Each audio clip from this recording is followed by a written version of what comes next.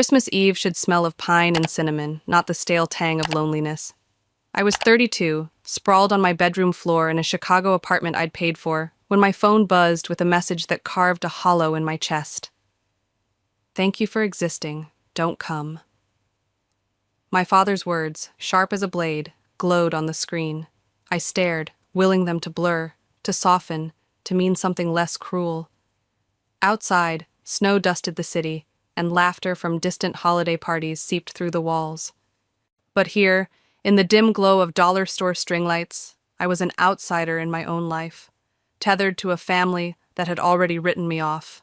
I'd been carrying them for 18 months, my shoulders aching under the weight of their needs. Rent, $200 a month, wired from my account to keep the apartment we shared.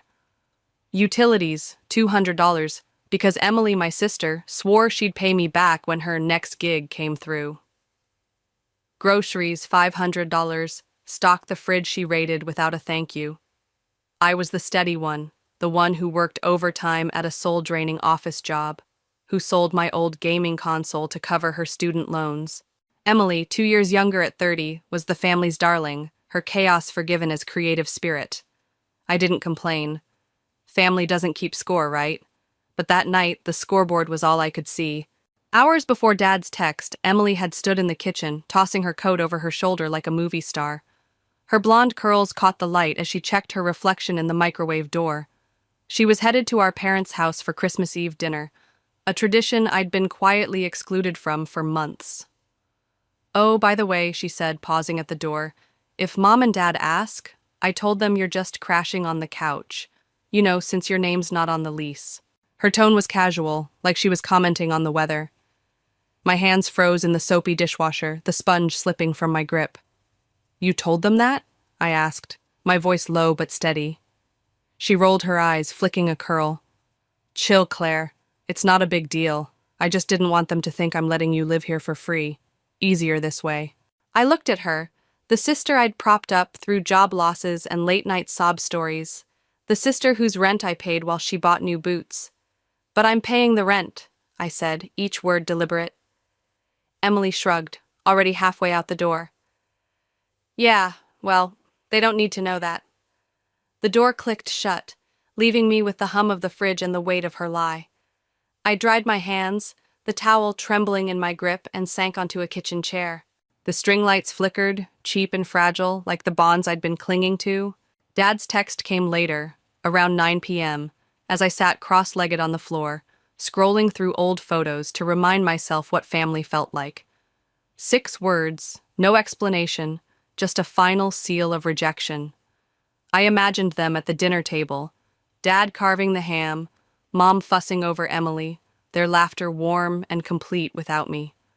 I'd been fading from their story for years, but this was different. This was a door slammed shut.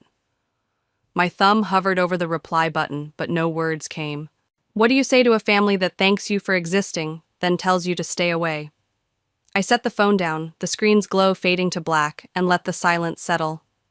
It wasn't peace. Not yet. It was the ache of a truth I'd been dodging. I was paying for people who had already decided I didn't belong. The kitchen clock ticked past midnight, its rhythm a faint pulse against the silence that had swallowed me since Dad's text. I sat at the table, the dollar store lights casting frail shadows on the linoleum, my mind a tangle of questions with no answers. How long had I been invisible to them? How many more years would I pour myself into their emptiness? The apartment, my cage of obligation, felt heavier than ever. Every creak of the floorboards a reminder of the rent I paid, the life I'd surrendered. Then, something snapped, not loud but clear, like a string stretched too far. I stood, my chair scraping the floor, and moved with a purpose I hadn't felt in months. In the hallway closet, buried under coats and forgotten umbrellas, was a toolbox I'd bought for a shelf I never built. My hands, steady now, closed around its rusted handle. The weight of it grounded me as I knelt by the front door, the lock's cold metal glinting under the bulb. Each turn of the screwdriver was a choice, each click a severance. I worked in silence, sweat beading on my neck, until the old lock fell away and a new one took its place. No hesitation, no guilt, just the quiet thrill of reclaiming what was mine. When I finished, I leaned against the door, the apartment lighter, as if it had exhaled a burden I'd carried too long. I crawled into bed, the sheets cool against my skin, and slept deeper than I had in years. At 8:17 a.m., the sound of keys fumbling woke me. A scrape, a curse, then a pause. Emily was back. The new lock held firm and her fists pounded, each thud a desperate plea I no longer owed her. I didn't move, didn't flinch, just listened as the banging slowed, then stopped. Silence returned, sharper now, mine to keep. I rose, my bare feet soft on the hardwood, and prepared her eviction in my way.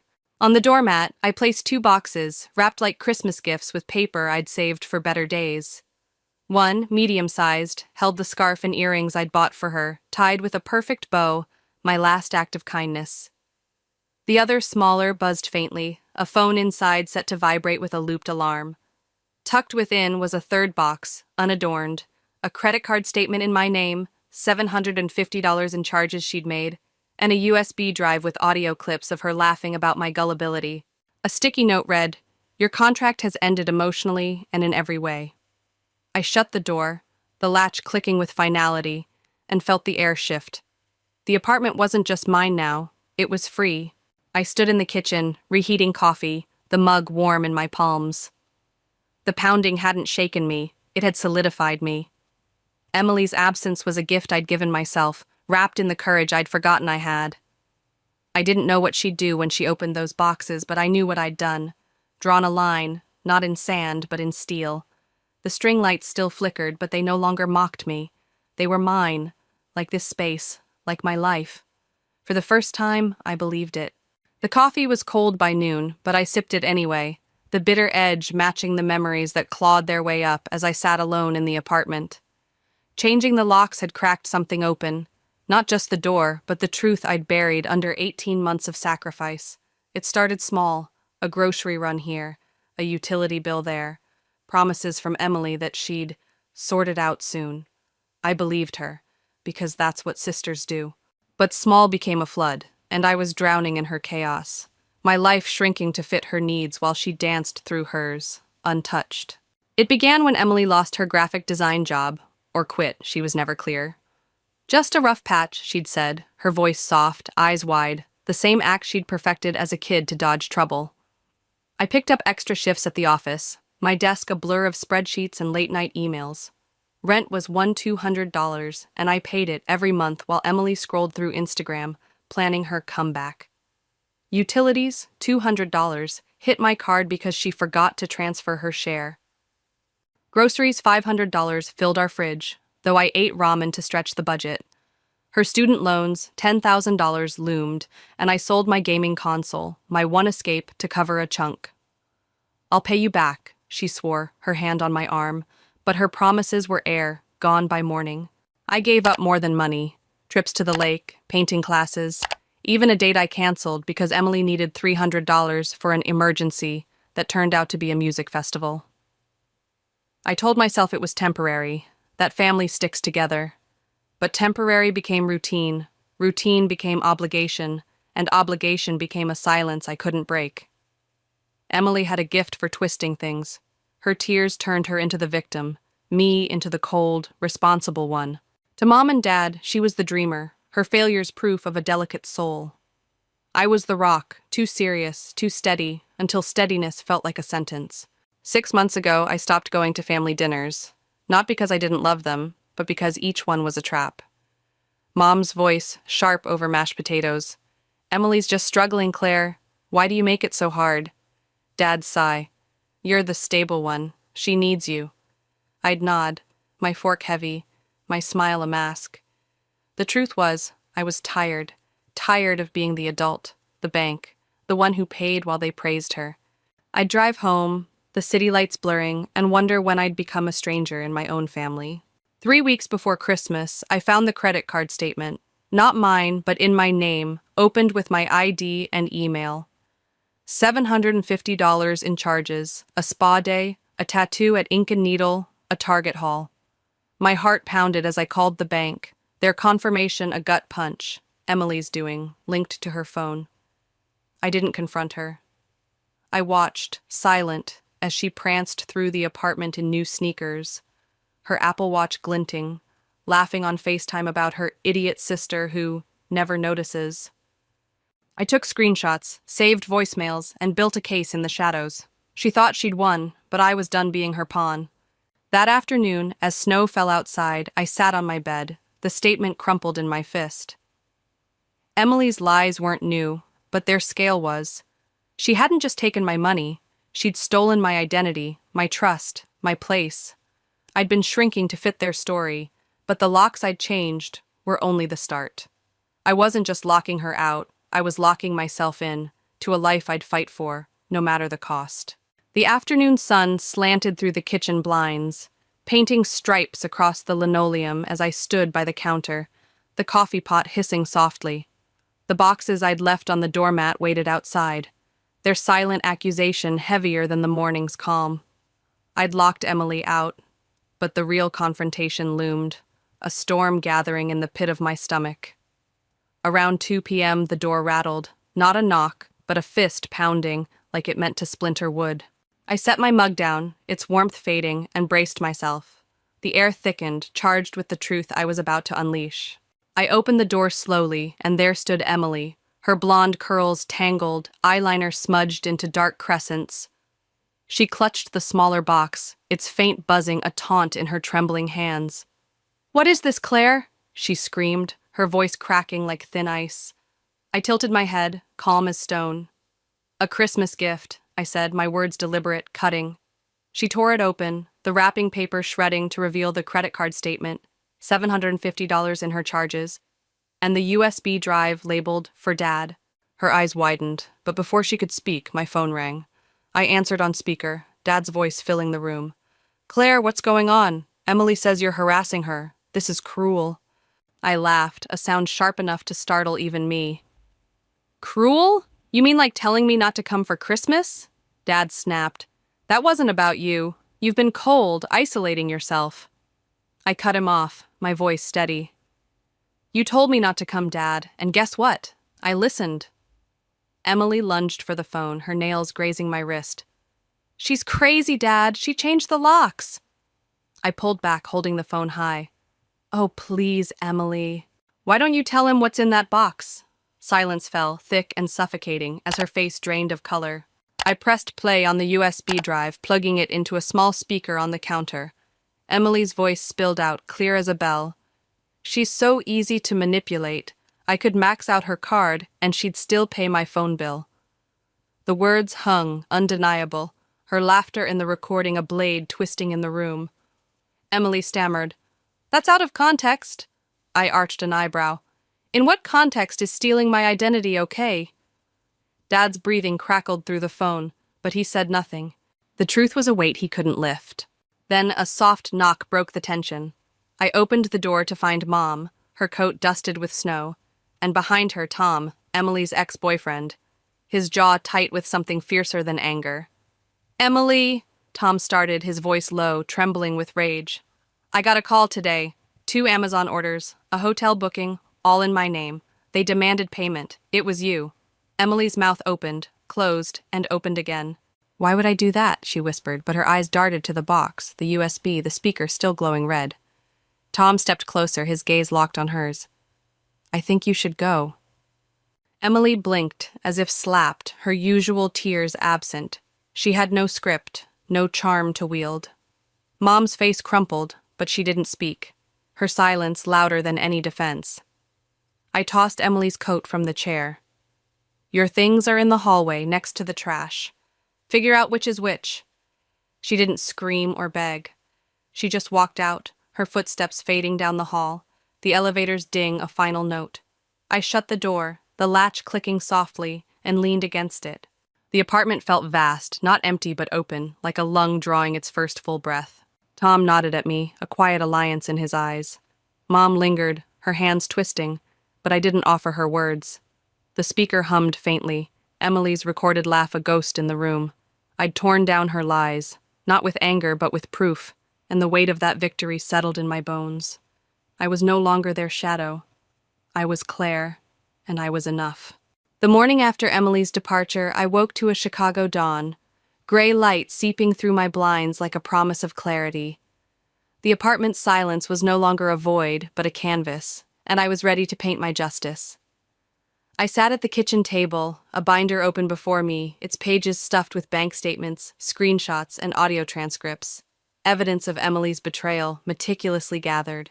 My hands, once trembling with doubt, now moved with purpose as I labeled each document, my pen's scratch a quiet rebellion. By noon, I'd filed a police report for identity theft. The officer's nod, a small validation of the war I'd been fighting alone. I found a lawyer by Wednesday, a woman named Karen with sharp eyes and a no-nonsense voice. Her office smelled of leather and coffee, the looped skyline visible through her window. I slid my binder across her desk, its weight a testament to 18 months of exploitation.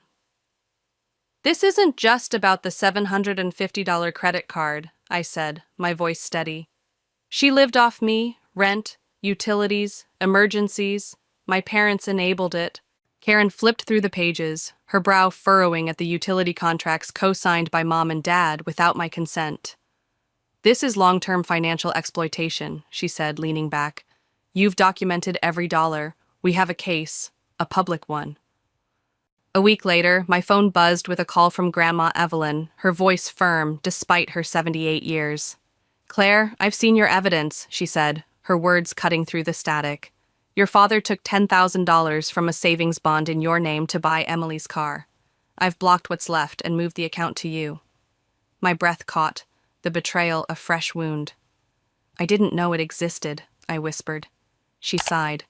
"I've rewritten my will. My house is yours. You'll do right by it." Her trust anchored me, a lifeline I hadn't expected. The courtroom, 3 weeks later, was a sterile box of fluorescent lights and polished wood. Emily sat across from me, dressed in plain jeans, her usual flair muted as if auditioning for sympathy. Mom wore black, her eyes avoiding mine. Dad just looked weary, his shoulders slumped. Karen laid out the evidence with surgical precision. Bank statements, audio of Emily's boasts, forged utility contracts, and the stolen bond. Emily tried tears, her sobs rehearsed, but the judge's face was stone. "Ms. Thompson," he said to Mom, "did you register your daughter's name on financial documents without consent?" Silence stretched, taut as a wire. "Yes," she admitted, her voice barely audible. The verdict came swiftly, a gavel's crack sealing my freedom. $15,000 in compensation, all fraudulent debts canceled, legal costs covered, and a formal warning on their records. I exhaled, the weight of years lifting as I stepped into the courthouse lobby, snow swirling outside. Karen shook my hand, her grip firm. "You didn't just win, Claire. You rewrote their story." I nodded, the binder under my arm lighter now, its pages no longer a burden but a shield. The bank called that afternoon, confirming a full refund of the $750. I leaned back in my chair, the city's hum beyond my window a song of victory. I walked home through slushy streets, my boots steady on the ice. The apartment waited, its silence not just deserved but earned. I'd fought not for revenge but for truth, and the truth had set me free. Emily's lies, Mom's complicity, Dad's dismissal. They were no longer my chains. I was Claire, not their shadow, and the courtroom had proven it. The fight wasn't over, but the battle I'd won was mine to keep, a foundation for the life I was building, brick by brick. 3 days after the verdict, I stood in my kitchen, the morning light soft on the counter where my binder once sat. Tom, still crashing on my couch, stirred under a quilt, his snores a gentle rhythm in the apartment's new peace. He'd said little since Emily left, just a quiet, "finally," before sleep claimed him. I sipped reheated coffee, its steam curling like a question answered. I felt no guilt, no regret, only a stillness that fit me like a tailored coat. The apartment, once a cage, was now a sanctuary, every creak and hum mine to cherish. A week later, a letter arrived, Emily's handwriting unmistakable on the envelope. Inside, a photo of us as kids under a Christmas tree, her small arms around my neck. I stared at our smiles, her trust in me a memory that stung. On the back, I wrote, "You let go first," and held the photo over a candle. The flame licked the edges, the image curling to ash in the sink. I washed the remnants down the drain, the water's rush a cleansing I'd earned. Emily's attempt at guilt couldn't touch me now. I'd outgrown her traps. Months passed, spring thawing Chicago's icy grip. My parents sent no calls, no texts, not even a birthday card. Their silence was a gift, freeing me from the need to explain myself. I opened my fridge, every item mine, no longer shared with a thief. The sofa, the view of the skyline, they were new, not in form, but in feeling, unburdened by expectation. One May afternoon, an email from Lena, Emily's old friend, flickered on my screen. "She's lost her job again. You ruined her life." I read it once, my finger hovering, then pressed delete. Caring didn't mean going back. I ran into Dad at a gas station in June, the pump's hum filling the awkward air between us. He looked smaller, his hair grayer, his excuses spent. "You look good, Claire," he said, eyes on the ground. "Your mom's still mad, says you ruined Christmas." I raised an eyebrow, the irony sharp. "Funny. She started it with 'don't come,' and I listened." He sighed, grasping for words. "Families fight, Claire. You fought for Emily, not me." I let the silence answer, my car keys cool in my hand. I drove away, the rearview mirror empty, peace settling in my chest like a long-held breath released. 2 weeks ago, a package arrived, with no sender listed. Inside, a photo of me with Natalie, Emily's 6-year-old daughter, from years back. She was 4 then, giggling on my shoulders, her hands on my cheeks. A note in shaky crayon read, "I'm sorry for how my mom treated you. Thanks for everything, Natalie." My eyes blurred, tears falling as I traced her words. I didn't know how she found me. Maybe Evelyn, maybe chance. But her kindness was a light I hadn't sought. I tucked the photo in a drawer, not as a tether to pain but a reminder. Love endures, even when you walk away. I'm not vengeful. I didn't set out to break my family, only to stop breaking myself. Emily's lies thrived because I absorbed their cost. But when I stopped, their world unraveled. Not because I tore it down, but because I left. This wasn't punishment. It was freedom, the kind that comes when you choose yourself over a system that trades love for debt. Natalie's note proved it. Walking away doesn't mean you stop loving. It means you start loving yourself more. My apartment's silence is my anthem now, powerful, unknown, and wholly mine. The Chicago skyline glittered beyond my window, a quiet witness to the truth I'd carved from the wreckage of my family's lies. At 32, I'd learned a lesson sharper than any blade. Love isn't a debt you owe forever. For years, I'd poured myself into Emily, Mom, and Dad, believing sacrifice was loyalty, that my worth lay in what I gave. But their betrayal, Emily's theft, their dismissal, showed me love can't thrive on conditions. I'd shrunk to fit their needs, my dreams deferred, my identity stolen, until I chose myself. Changing the locks, facing them in court, burning that photo, they weren't acts of spite, but of survival. Natalie's note, her small hand reaching through the pain, taught me that walking away doesn't sever love. It reclaims it for yourself. I'm no longer the shadow who paid their bills, nor the daughter begging for a place at their table. I'm Claire, whole in my silence, free in my boundaries. The lesson isn't bitter. It's radiant. You don't owe anyone your soul. You owe yourself the courage to live unbound, to love fiercely, starting with you.